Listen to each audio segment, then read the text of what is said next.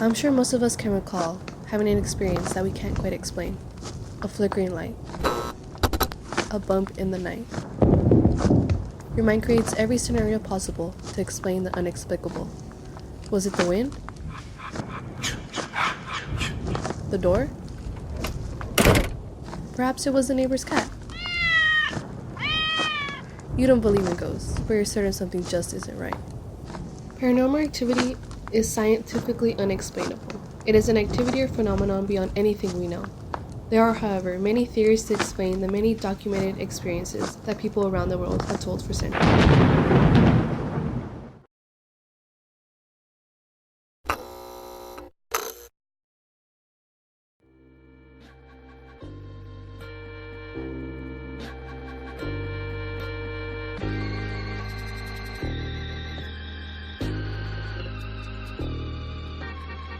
Sophomore Ali shared his experience with silhouettes that stalked him at a young age. My name's Ali, and I'm in 10th grade. Ali says he'd see figures. He wouldn't necessarily call them ghosts.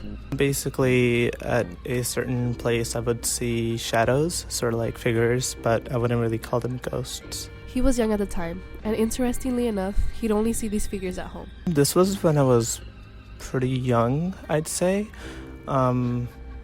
Early elementary school, but the only time I'd see these figures, as I call them, was when I was at home. Question is, was someone else there? I was usually alone when this happened. As for things he'd hear, Usually not. It was just the figures. They didn't really say anything. They didn't really move much either, but sometimes there was a little bit of movement. fear was expected, but Ali didn't seem to mind. Emotionally, when I first noticed it, it was kind of strange, but as time went on, I noticed that they didn't really even have any contact with me. They were kind of just stalking in a sense, so it didn't really make me sad or scared too much, and then as time went on, I kind of got more comfortable with it. But what did these silhouettes look like if Ali wasn't scared? So it was kind of like a silhouette, I'd say. That's kind of how I've described them over the years, except, yeah, it was like a silhouette. There were no like facial features or anything like that. It's kind of like how when you close your eyes, it's kind of like a mush of different things. I don't know how to explain it, but it's kind of like that into a silhouette. So it wasn't pitch black, but it was basically a silhouette. Ali describes what he's seen since then. So these figures that I saw, it was usually like maybe a year. I think it lasted for about a year. I don't really see them anymore that often, so I guess it's gone down. And about a year after this stopped, I had one paranormal activity thing happen, where it was basically that I kind of heard a voice that was calling to me, but that's about it. There was no interaction between Ali and these silhouettes. It hasn't really affected me, to be honest, because they never had any interaction with me. As I said earlier, they kind of just stalked, so that was kind of cool. While many of us would be scared, Ali found comfort in them instead. It kind of does, because I know that this is something I've experienced alone, and the fact that they kind of only stalked me and never kind of hurt me was it was like a comfortable feeling, kind of like I had someone there for me, especially because when I was young, I was an immigrant at that time, and I didn't really have too many people.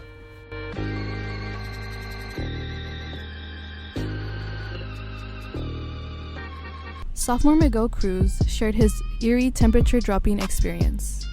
So the story is that one day I was just in the living room with my siblings, and what ended up happening is we saw something in my brother's room. It was moreover like a shadow.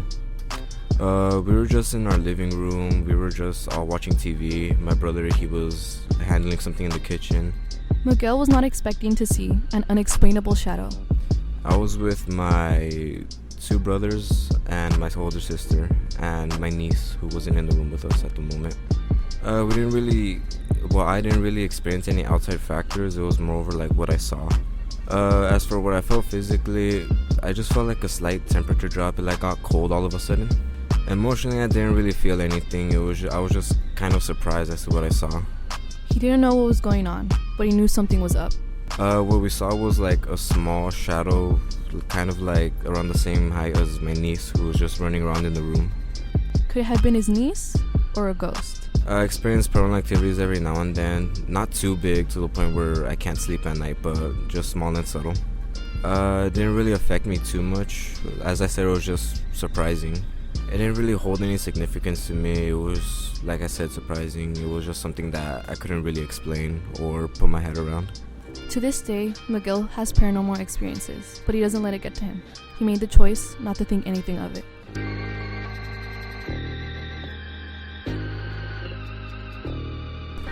My story is that I saw a ghost in the middle of the night. It took place like when I was like around 8. Where it took place, it was like in my aunt's house. I went to go for a sleepover. I was with nobody at the time. I was sleeping in my cousin's bedroom and he slept on the sofa. Some outside factors, you could hear some cars passing by, but nothing out of the ordinary. But what I felt was that it got really, really cold as soon as I woke up. So I felt like turning on the heater or like went to go get some water. And I didn't feel anything emotionally. I just, I felt really tired and thirsty, really, really thirsty, but also really cold. As soon as I started getting out of the bedroom and started walking towards the hallway, it's a long hallway to get to the kitchen. And as I started walking, I started seeing a figure of a girl, like right in front of me. And then, I don't know, I just stood there for a whole minute, just staring at the shadow. And then I just went back inside the bedroom to like go back to sleep. Gil describes the ghost that he encountered while at his aunt's house. That's like the only paranormal experience I've ever had. It hasn't necessarily affected me in any way, as like every time I look back at it, I always think that what would have happened if I like talk to it or even like get close to it. It doesn't necessarily have any significance to me.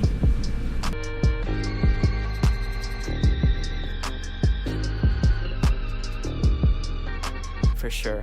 So when obviously it was at night, it was like maybe midnight, 1 o'clock at night, in the morning, but this took place in my room when I was just chilling out on my not iPad, just a tablet. Ezekiel describes what happened around him. There was a very low-pitched growling. Physically my bed was shaking. Sophomore Ezekiel shares his experience talking with the unknown and seeing shadow figures throughout his childhood before moving homes. I know that when I was a lot younger, before my memory, my mom told me that I would talk to random things just out of nowhere. And even when I was younger, out of the corners of my eyes, I would always see like these shadows that were moving, and I would always turn my head to look at them, and there was nothing there. But this stopped when we moved houses, so it might have just been the house itself. He talks about how these experiences have affected him. Honestly, it really affected me because it just boosted my belief in the paranormal and, outside forces that we don't really know and can't understand very well. This is going to be kind of controversial to some people, but it does have significance to me where I'm not so mainstream religious anymore, and I have kind of Wiccan beliefs where I use tarot cards and stuff like that.